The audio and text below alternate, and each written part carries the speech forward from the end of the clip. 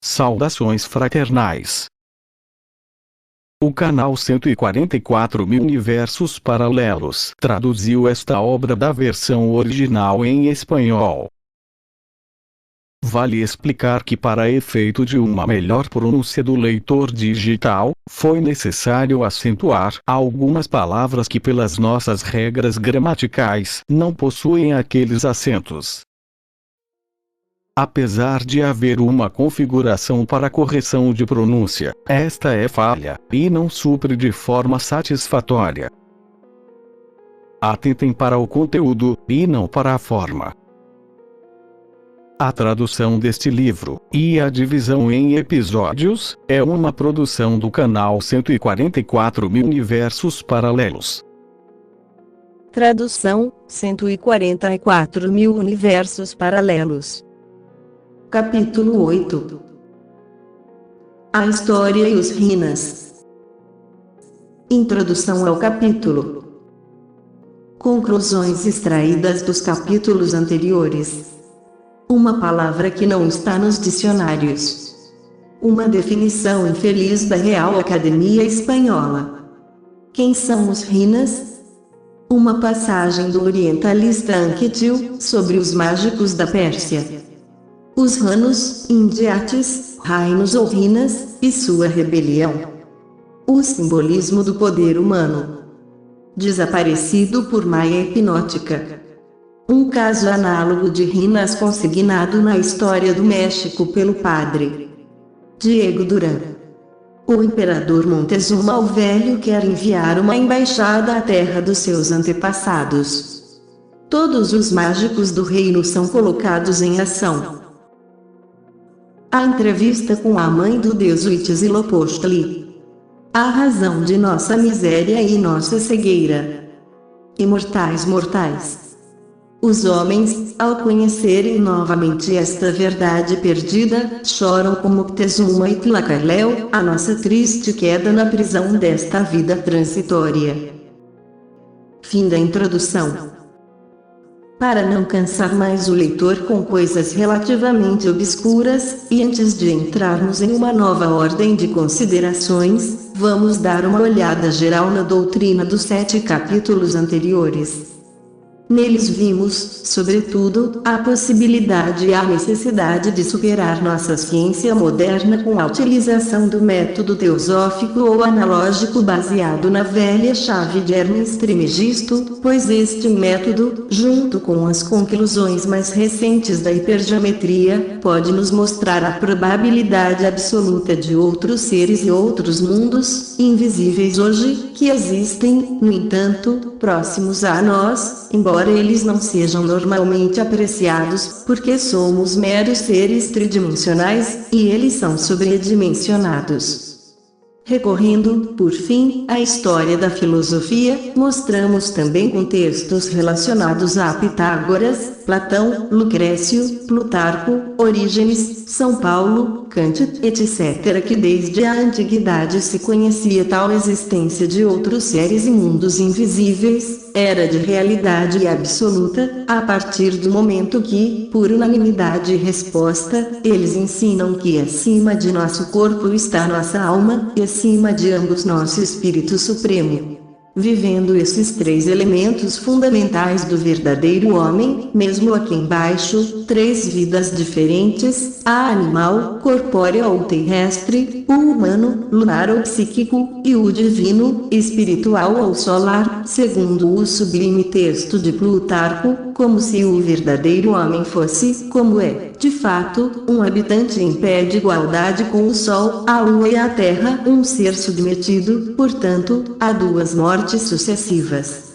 A morte física que o priva de seu corpo material, levando-o para as áreas do espaço demarcadas por órbita ou esfera da Lua, e a morte psíquica, a segunda morte que, no caso favorável, talvez raro, de um triunfo completo da alma ou da psique sobre os elementos passionais inferiores, liga definitivamente a alma e o espírito, segundo o verdadeiro sentido da conhecida fábula de Psique e Eros, de Apuleius, de que trataremos em sua época, enquanto no caso oposto e mais frequente de almas atoladas em paixões e egoísmo, essa união pode até ser rompida, trazendo ao homem os mais tristes destinos.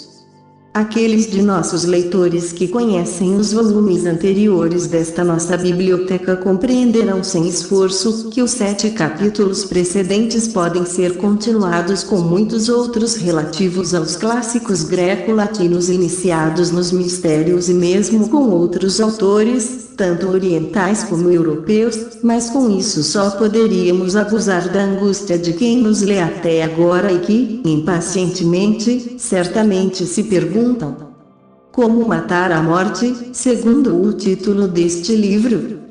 E, além disso, que diabo de seres são esses rinas do subtítulo, cuja palavra começa por não estar nos dicionários? Nota de rodapé. E é melhor eu ficar fora disso por mais alguns anos, necessário mesmo para um pouco de justiça reinar nessas coisas, não que, por um sectarismo cruel, o triste caso que sempre nos dá o espírito estreito do real. Fim da nota de rodapé.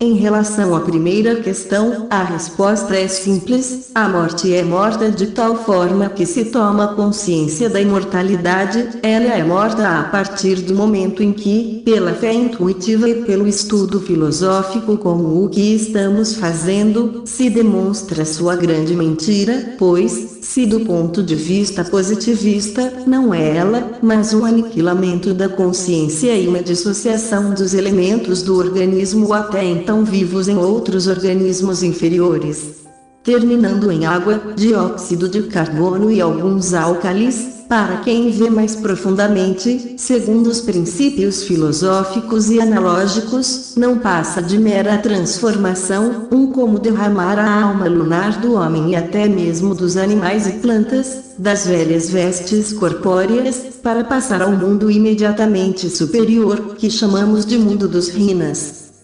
Quanto à segunda questão, ou seja, quem são esses seres e qual o seu dito mundo, a coisa, como nova, é um pouco complexa, exigindo algumas explicações prévias que serão ampliadas posteriormente. Dos vários volumes desta nossa biblioteca de maravilhas, na verdade, uma infinidade de detalhes filosóficos, lendários e até históricos emergem em relação aos seres invisíveis que aparentemente existem ao nosso lado, seres da quarta dimensão ou posteriores que, seguindo a tradição universal, passamos a chamar genericamente bem. Ao tentar hoje neste honorável volume um tratado novo e mais concreto sobre eles, é essencial, portanto, fazer uma síntese do que podemos apreciar naqueles outros a respeito de tão sugestivo assunto, isto é, uma exposição concreta de atos o que mais para os menores podem ser vistos em seus respectivos lugares e virão para responder a essa pergunta tão natural. Esses detalhes são mais adequados para despertar a curiosidade adormecida dos mais céticos e até mesmo fazer seus cabelos se arrepiarem com o misterioso arrepio do superliminal e do sublime. Listemos, com a simplicidade de quem tem muito acima de tudo medo do tolo ridículo, quantos casos de rinas conhecemos. O leitor, se prestar atenção, talvez se lembre um pouco mais de sua própria experiência, e se a investigação sobre o particular dos estranhos fatos dos rinas ter sido estendido àqueles que devoraram dúvidas científicas, tristezas morais e amargos sofrimentos físicos, a lista tomaria as proporções gigantescas do que confunde, atordoa e sobrecarrega. Entre os milhares de casos rinas que a história registra, merece um lugar de honra o seguinte, relativo ao soberbo império dos persas, caso narrado por ninguém menos que o próprio orientalista Anquetil e portanto ao menos suspeito em tais assuntos. Nota de rodapé. Academia de Linguagem, autora de definições tão infelizes quanto aquelas relativas a teosofistas e teosofia, que seita de certos homens de certos loucos, ele poderia e já deveria ter acrescentado, que, desprezando a razão e a fé, se acreditam iluminados pela divindade em estreita comunicação com ela. Não, senhores injustos definidores, dizemos a vocês com a bravura de quem tem tantos títulos de honestidade, cultura e caráter energético quanto cada um deles, a teosofia, por não ser religião positiva, não tem que ter dogmas, fora da crença já demonstrada por todos os sábios de todos os tempos, na fraternidade universal da humanidade, e como, além disso, seita vem do verbo latino seco, seca, secare, cortar, dividir, despedaçar, rasgar, podemos nós, teosofistas, ser qualificados como sectários, quando, ao contrário de nossos cultistas definidores, consideramos-nos sobretudo distinção de país, religião, casta, sexo, ideia ou cor, visto que estamos perante os homens que os espanhóis, franceses ou chineses, e perante os homens também os que são cristãos, budistas, maometanos ou agnósticos. Por isso devemos ser chamados com justiça de católicos, quer dizer universal. Quanto à iluminação, se fosse verdade, seria idêntico ao de nossos detratores acadêmicos, acreditando que, com sua definição, fizeram uma coisa realmente inspirado. Uma vintena de livros que já temos na rua, e desafiamos qualquer um a apontar um único texto deles em que fale daquela suposta inspiração nossa, como tais teosofistas, definições, então, de qual estamos lidando, e que farão sorrir qualquer estrangeiro erudito, prejudicam-nos ainda mais que a lenda ou não lenda da nossa intolerância clássica, e seria desejável que não se repetissem, porque em nada limpam ficção ou dão esplendor, nem as nossas linguagens ou nossas ideologias. Um dicionário não dogmático de qualquer idioma, deve dar a cada palavra o valor que seus mantenedores lhe atribuem, e até mesmo colocar o dos oponentes se quiser. O que aconteceria se não fosse algum deles relativo, por exemplo, a dogmas cristãos definidos por não cristãos? O dicionário enciclopédico hispano-americano, pelo menos, faz a nós, teosofistas, maior justiça, assim, praticamente derrubando a tão lamentável definição acadêmica, definição que é desejável ser retificada em edições posteriores, para o prestígio mesmo da dita corporação espanhola. Isso é exigido pela etimologia estrita de alma, o que impulsiona vitalmente, o que anima, ao contrário daquele divino e transcendente sopro ou hálito do espírito, os animais e plantas, portanto, como seres animados, eles também têm almas, embora de tipos diferentes. Fim da nota de rodapé. Esse grande povo persa, diz o autor, viveu feliz por milhares de anos, governado por magos, sobreviventes da catástrofe atlântica, até que trocaram, como mais tarde Israel, o sábio governo paterno de seus juízes ou aprendeu, pela tirania absurda de seus reis guerreiros. O império começou assim com um Dário dominador e terminou com outro Dário derrotado, um império tão orgulhoso que, pela mão de Xerxes, ordenou que o mar fosse açoitado e carregado com correntes como um escravo, pelos crimes de lesa majestade, por ter quebrado com suas ondas, a ponte de barcos construída no Bósforo, para passar a dominar os povos gregos livres que ainda conservavam suas clássicas instituições redentoras. Ciro já havia realizado, diz Anquetil, as façanhas mais épicas na Ásia Menor, Assíria e Babilônia, e Cambises já havia dominado o Egito e a Etiópia, de modo que o império dos persas se estendeu da Cirenaica à Índia, e da Etiópia e Arábia ao Cáspio e ao Ara. Darius praticamente acreditava, em sua cegueira, que já havia dominado seu capricho despótico para o mundo todo conhecido. Mas os magos astutos, ansiosos por vingar sua arrogância com sua zombaria, e sempre familiarizados com esta estranha cidade rina, que é normalmente invisível à nossa vista, mas da qual estamos separados, vale a frase, pelo fino véu de névoa hipergeométrica da quarta dimensão, eles tiveram que humilhar o déspota, dizendo, não seja idiota. Em tudo o que você diz que o mundo inteiro lhe paga, existe apenas a mais crassa ilusão. Bem perto você tem, por exemplo, um povo cita muito feliz, o dos Indiates ou Rainos, a quem você não apenas se submeterá, mas quantas vezes você tentar, eles zombarão de você. Dário, cego de raiva por uma possibilidade tão humilhante, imediatamente destacou uma embaixada para esses adoradores do deus Ranos, intimidando-os da mais estrita vassalagem.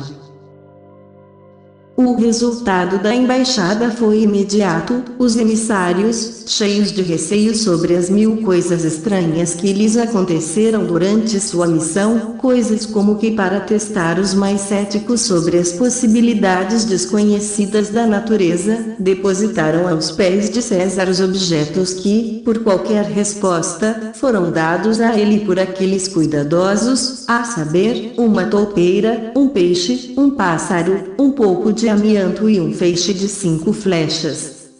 Os adivinhos empregados pelo tirano ficaram perplexos com esta prova duvidosa da vassalagem rainista, sem saber como interpretar, mas os mágicos sarcasticamente o tiraram de sua perplexidade, dizendo: sim. Eles prometem vassalagem completa, para quando você possuir o interior da terra, como a toupeira das águas, como os peixes do ar, como os pássaros, quando você puder resistir incólume à ação do fogo, como os fios de amianto, e dominar, em suma, seu pensamento com o conhecimento mágico do pentalfa e do década, ou faça 5 setas que você enviar. O indignado Dario deu ordem para que os rebeldes zombadores fossem atacados imediatamente, mas suas legiões não só não encontraram ninguém, mas o próprio país que procuravam lhes foi escondido como uma fina névoa matinal. Um segundo caso muito semelhante ao anterior e instrutivo para os outros é aquele consignado pelo P. Duran em sua notável e não estudada História do México. A cidade acima rina do Dario aparece aqui. A razão para isso será vista mais tarde como o país originário da humanidade ou, pelo menos, dos povos mexicanos. Como se diz, o paraíso primitivo perdido. Vamos ver isso, conta Bliss, História das Índias da Nova Espanha e Ilhas do Continente, por Frei Diego Duran. Um belo livro escrito a partir da colonização espanhola de um império tão vasto que, ao ver o imperador Moctezuma na plenitude de suas riquezas e glórias, ele se acreditava pouco menos que um deus. Os magos ou sacerdotes do reino, muito mais sábios e ricos do que ele, visto que dominavam todos os seus desejos inferiores, tiveram que decidir: ó nosso rei e senhor, não se ensoberdece com nada que obedeça às suas ordens. Seus ancestrais, os imperadores que você pensa que estão mortos, superam você lá em seu mundo tanto quanto a luz do sol supera a de qualquer vagalume. Então o imperador Moctezuma, com ainda mais curiosidade do que orgulho, decidiu mandar uma embaixada lúcida carregada de presentes para a terra dos mais velhos, isto é, a bem-aventurada mansão da Aurora, além das 7 cavernas do Pacaritambo, das quais o povo azteca era famoso e das quais suas antigas tradições fazem menção tão laudatória.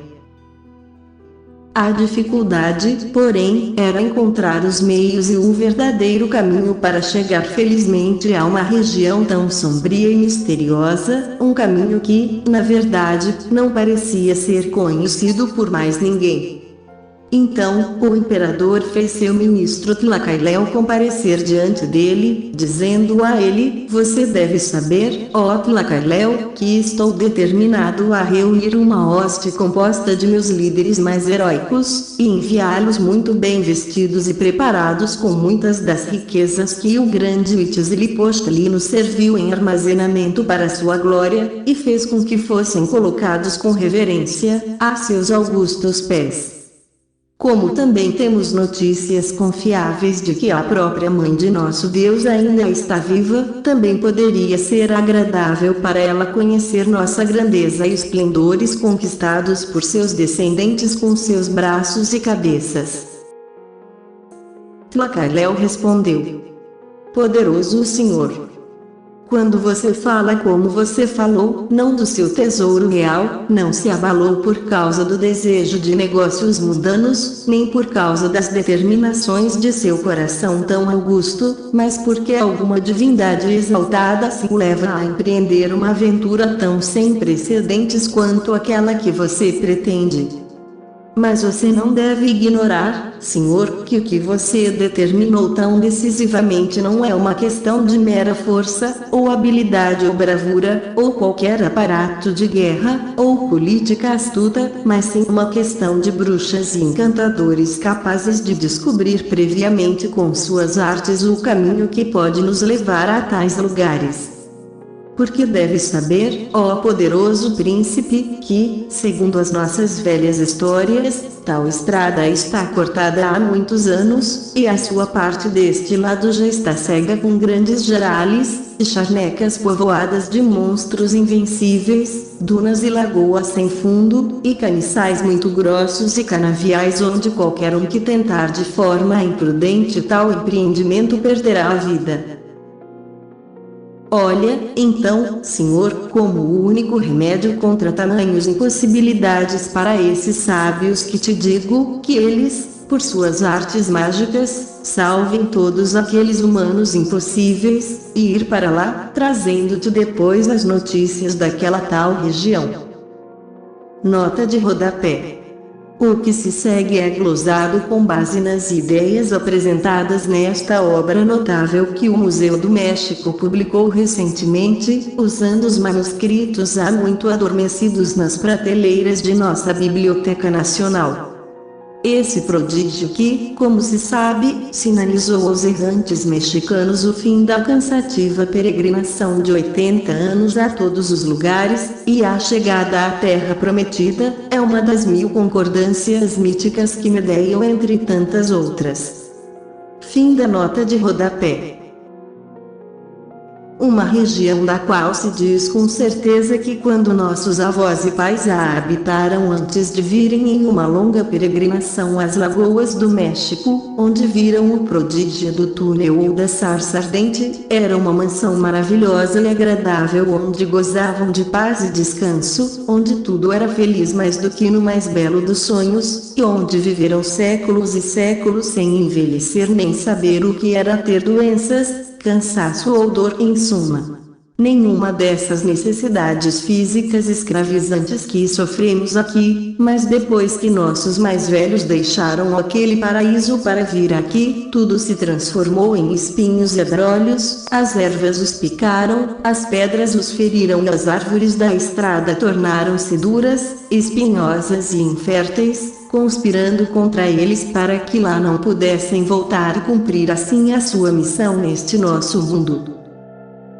Moctezuma, ouvindo o bom conselho do sábio Tlacailel, lembrou o historiador real Cocoato literalmente o dragão da sabedoria, nome constante dos adeptos da mão direita ou dos magos brancos, um venerável velhinho que ninguém sabia contar seus anos, e foi imediatamente levado para sua aposentadoria nas montanhas, contando-lhe, após ter saudado com reverência, meu pai, muito nobre ancião e glória de seu Povo, eu gostaria muito de saber de você, se você se dignar a me dizer, que lembrança você guarda em sua sagrada velhice sobre a história das 7 cavernas celestiais onde nossos veneráveis ancestrais vivem, e que lugar sagrado é aquele, onde nosso Deus Huitzilopochtli mora, e dos quais trouxeram até aqui, os nossos pais.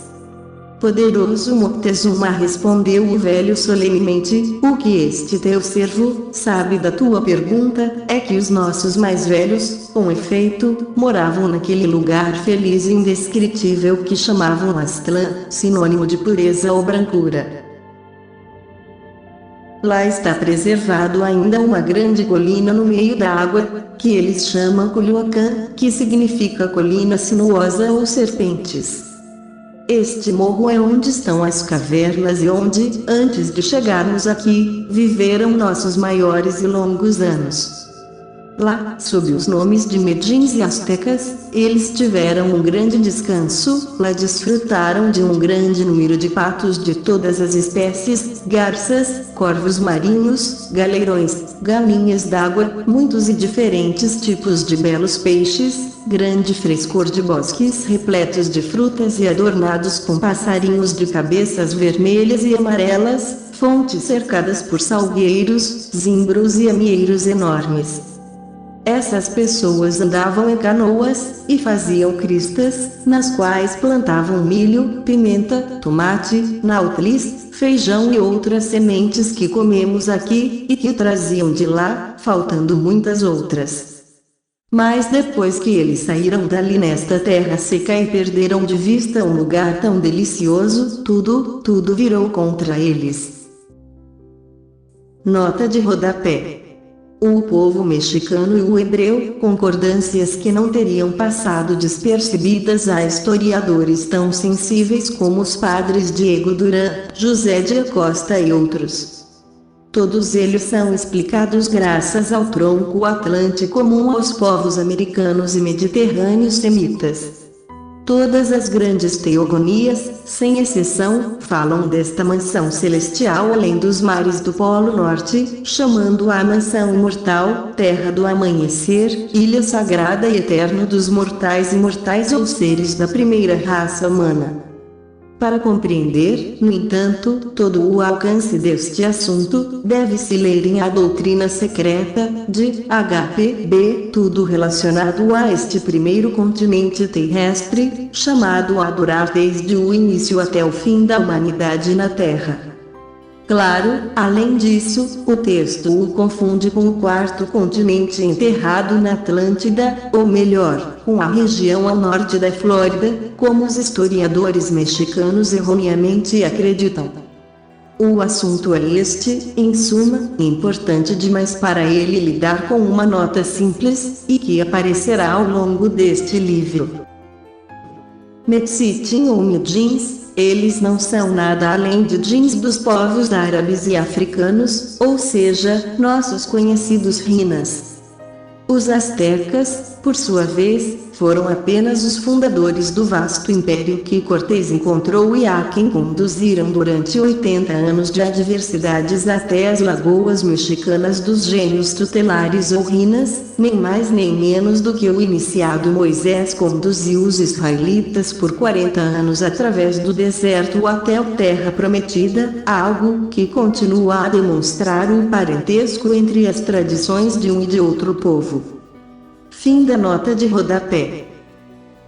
As ervas os picaram, as pedras os cortavam, os campos estavam cheios de espinheiros, eles encontraram grandes jarales e espinhos que não podiam passar, nem pousar e descansar neles.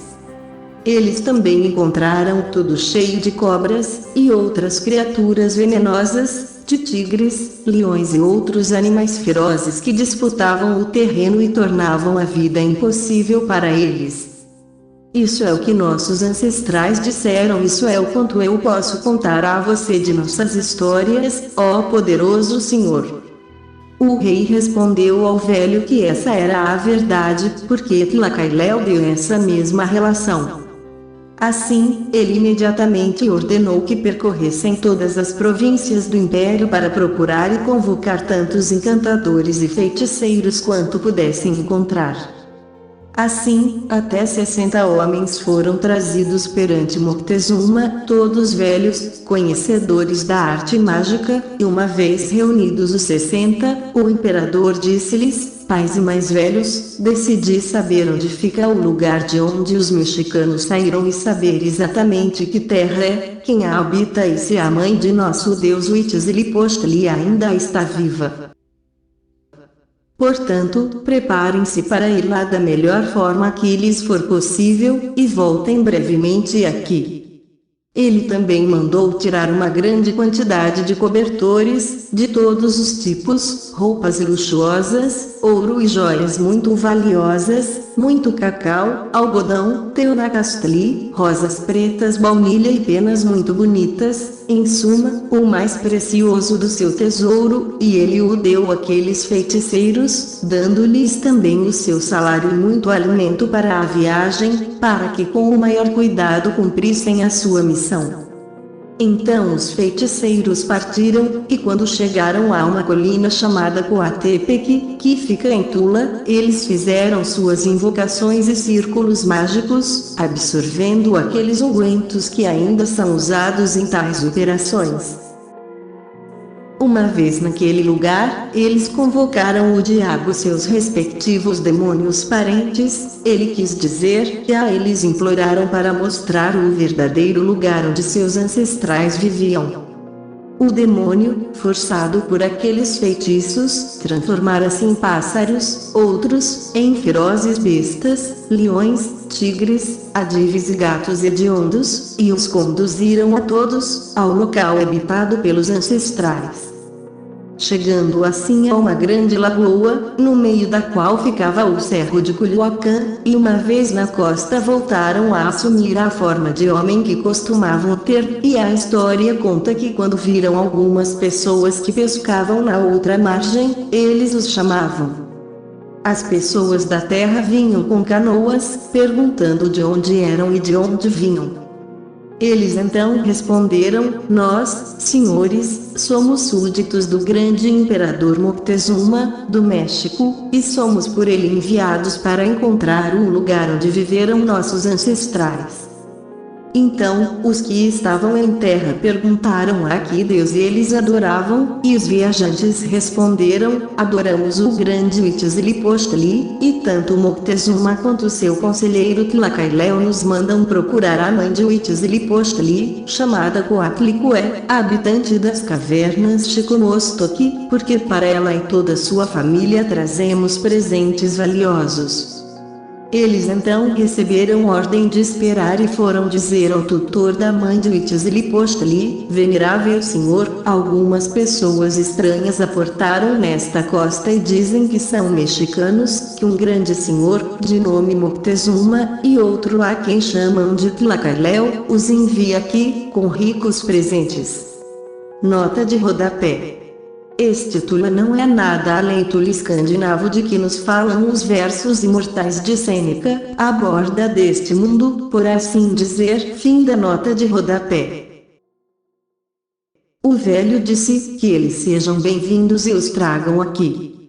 Imediatamente voltaram com suas canoas e, pondo nelas os viajantes, passaram-nas ao cerro de Culhuacan, que dizem ser de areia muito fina, que os viajantes afundavam nelas, quase incapazes de avançar.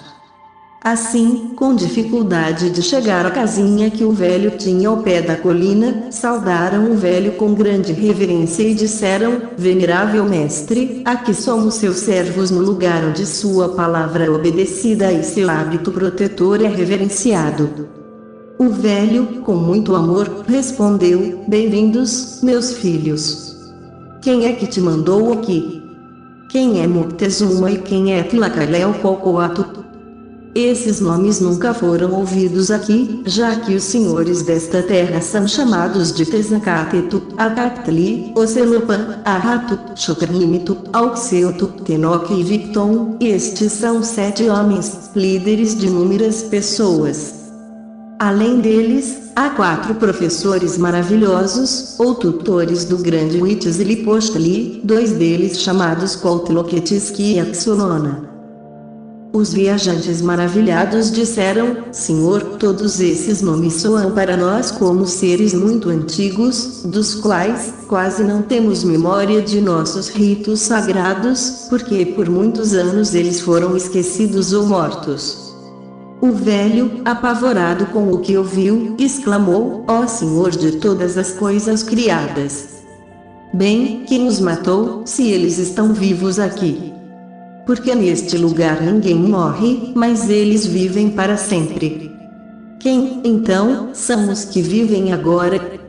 Os enviados responderam, confusos: eles não vivem, Senhor, mas seus bisnetos e tataranetos, muito velhos e todos eles. Um deles é o grande sacerdote de Huitzilopochtli, chamado Qualcoatl. O velho, não menos surpreso do que eles, gritou com grande voz: é possível que este homem ainda não tenha voltado aqui, quando desde que partiu para ir para o seu meio a sua santa mãe o espera inconsolavelmente, dia após dia? Com isso, o velho deu ordem para partir para o palácio real no morro. Os emissários, carregados com os presentes que haviam trazido, tentaram segui-lo, mas era quase impossível para eles darem um único passo, pelo contrário, afundaram cada vez mais na areia, como se pisassem em um pântano. Como o bom velhinho os viu em tantos problemas e tristezas, vendo que não podiam andar, enquanto ele o fazia com tal entusiasmo que quase parecia não tocar o chão, perguntou-lhes com amor: o que vocês têm, mexicanos, como isso os torna desajeitados e pesados para assim estar? O que vocês comem na sua terra? Senhor, responderam os cuidadosos, ali comemos quantas carnes podemos, dos animais que ali são criados, e bebemos pulque. Ao que o velho, cheio de compaixão, respondeu: esses alimentos e bebidas, assim como suas paixões ardentes, são os que os mantêm assim, filhos, tão desajeitados e pesados. São eles que não permitem que você veja o lugar onde vivem seus antepassados e, de qualquer forma, trazem uma morte prematura. Saiba também que todas essas riquezas que vocês trouxeram de lá são inúteis aqui, onde apenas a pobreza e a simplicidade nos cercam. E, dizendo isso, o velho agarrou com grande força as cargas de todos e carregou-as em cima das costas, como se fossem uma pena. O capítulo 27º da obra citada do Padre Duran, aqui parafraseado, é então estendido em uma história sobre o encontro dos embaixadores com a mãe de Huitzilopochtli, do qual selecionamos o seguinte. Uma vez lá em cima, saiu uma mulher, já grande, tão suja e negra, que parecia uma coisa do inferno, e chorando amargamente ele disse aos mexicanos: bem-vindos, meus filhos, porque vocês devem saber que depois que seu Deus e meu filho Huitzilopochtli deixaram este lugar, fico em lágrimas e tristeza aguardando seu retorno, e desde aquele dia não lavei meu rosto, nem pentei, ou mudei meu cabelo e roupas. E esse luto e tristeza vão durar até que ele volte.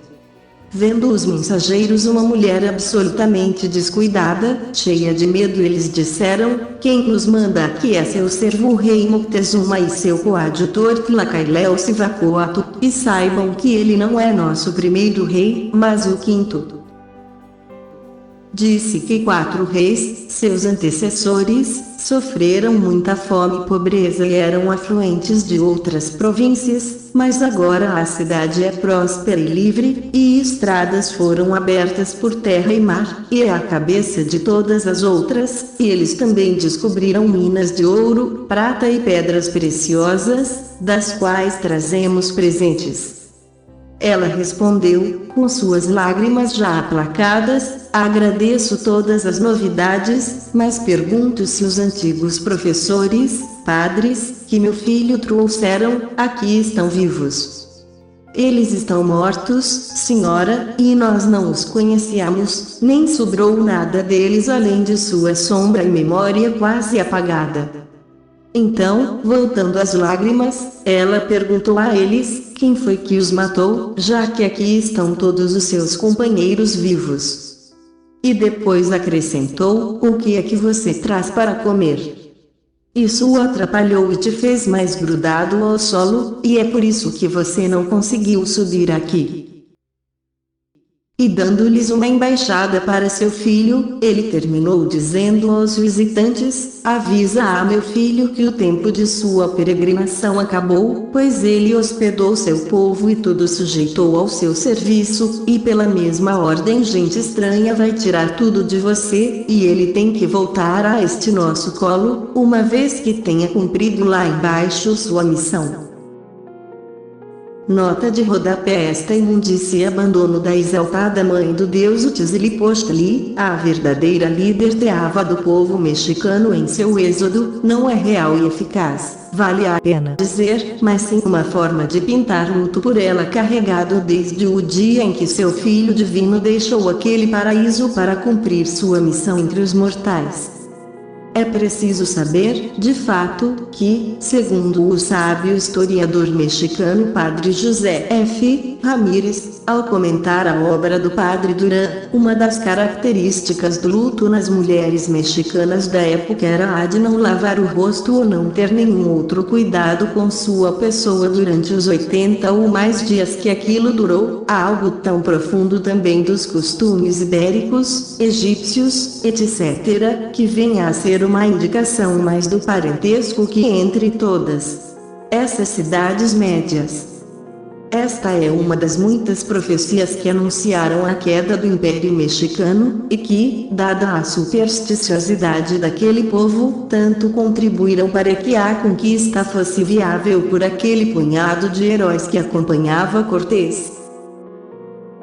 De fato, o próximo capítulo do texto diz que, temível rei e ministro da profecia que a mãe de seu Deus havia feito aos seus embaixadores, a respeito de que seriam expulsos de seus reinos da mesma forma que foram subjugados, eles o fizeram inquisição com toda a diligência possível, procurando e remexendo em suas antiguidades, escritos e profecias a respeito de certos filhos do sol que viriam do Oriente para expulsar seu Deus da terra e destruí-los. Isso é mencionado mais particularmente na época em que reinou Moctezuma II, que, apavorado com a chegada dos espanhóis ao litoral de Veracruz, se preparou para fugir, oferecendo-lhe os necromantes de Sahagún, que se ele quisesse ir para a Casa do Sol, eles o levariam, se para o paraíso terrestre, eles o poriam nele, se para o inferno, eles o guiariam, e se ele desejasse, finalmente, Sincalco, eles iriam interná-lo lá. Esta caverna de Sincalco foi apresentado às mentes dos mexicanos, ora como um lugar infernal, ora como um lugar feliz no estilo de Chico Mochizuki. Na primeira carta de Cortés, parágrafos 21 e 29, ele relata, com efeito, o que Moctezuma lhe disse em uma das entrevistas, fim da nota de rodapé. E dando-lhes um cobertor e uma corda-cinto de castidade, para seu filho ele os mandou embora. Mas assim que os emissários começaram a descer a colina, a velha, dizendo a eles, espere, você vai ver como os homens nunca envelhecem nesta terra. Você vê este meu antigo professor? Bem, assim que eu descer até onde você está, você verá que o garçom chegará. O velho, com efeito, começou a descer, e quanto mais descia, mais jovem se tornava e, assim que se levantava, ficava com a idade de antes, dizendo-lhes, vocês devem saber, meus filhos, que esta colina tem a virtude de nos fazer chegar à idade que queremos, dependendo se a escalamos ou descemos. Você não pode entender isso, porque você é brutalizado e devastado com comida e bebida, e com luxo e riqueza. E para que não saíssem sem recompensa pelo que haviam trazido, fez com que trouxessem todos os tipos de aves marinhas que se reproduzem naquela lagoa, todos os tipos de peixes, legumes e rosas, mantas de Nique e treliças, uma para Moctezuma e outra para Tlacailel. Os emissários, cativando-se como se estivessem no caminho, voltaram aos mesmos ferozes animais de antes para cruzar o país intermediário, voltaram ao Morro Catepec, voltando ali a sua figura racional, caminharam em direção ao pátio, não sem perceber que entre eles faltavam pelo menos 20, porque o diabo, sem dúvida, deu o dízimo deles em pagamento por seu trabalho, por ter viajado mais de 300 léguas em 8 dias.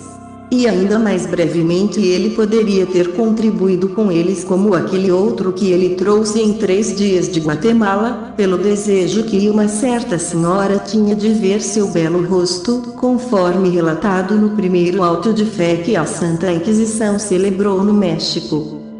Moctezuma ficou surpreso com tudo isso e, chamando Tlacailel, os dois refletiram sobre a grande fertilidade daquela terra sagrada de seus antepassados, a frescura dos seus pomares, a abundância sem paralelo de tudo, visto que todas as culturas eram cultivadas ao mesmo tempo, e enquanto umas eram temperadas, outras estavam em leite, outras estavam a florir, e outras nasceram, não havia miséria.